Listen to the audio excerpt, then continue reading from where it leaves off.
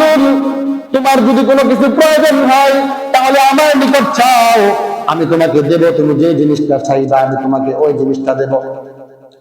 বাহলুল বাদশাকে ডাক দিয়া বলে, হারুনুর রশিদ বাদশাহ, আমার কিছু প্রয়োজন নাই, তবে তুমি যদি দিতে চাও তাহলে তুমি আমাকে তিনটা জিনিস দিবা, দিতে পারবা কিনা?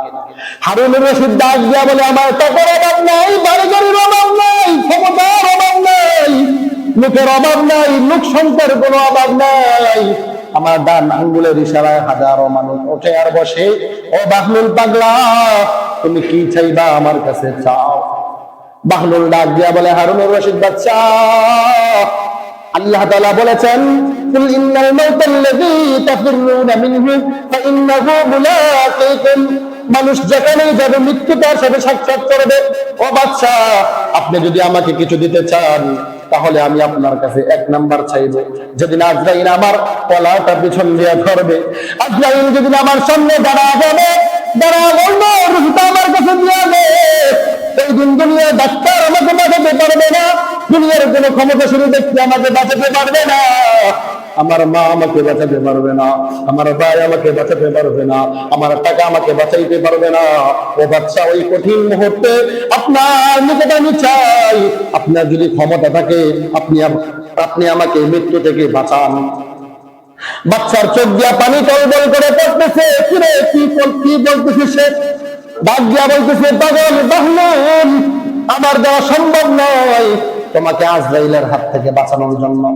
এবার বাহলুল ডাক দিয়া বলে, বাদশা, তাহলে দ্বিতীয় নাম্বার আরো একটা জিনিস তোমার কাছে চাই।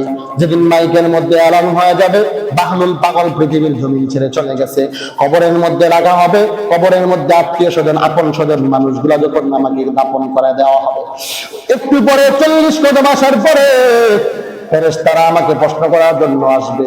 ওই কঠিন মুহূর্তে কষ্ট থেকে আপনি আমাকে বাঁচাবার একটা ব্যবস্থা করে দেন।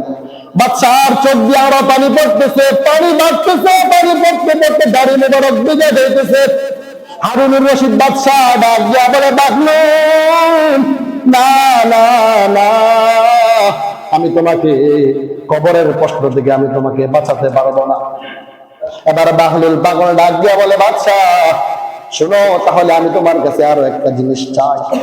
মানুষ যখন মারা যাবে হাসরের ময়দান কায়েম হয়ে যাবে, হাসরের ময়দান কায়েম হয়ে যাওয়ার পর আল্লাহ তাআলা আদেশ করবে বিচার আচার করার পর, যাও জান্নাতে যাও।